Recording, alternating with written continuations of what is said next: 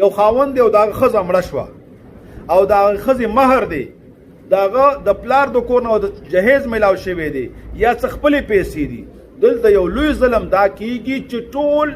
قبضه دا خاوند په هغه مال باندې واچوي که کور دی او که مهر دی او که هر څه دی بس وي دا خو زما ښځه ده بس زما مال دی دا خبره خطا ده دا ظلم دی دا غلط دی دا ښځه چې کله مړه شوه د دې ښځې په دې مال کې د دې د مور او پلار حصه هم شته د اب او ام حصه شته که نشته د دې ښځې د بچو حصه هم شته د زوج هم حصه پکې شته په کار ده چې د شریعت مطابق د دغې ښځې حصې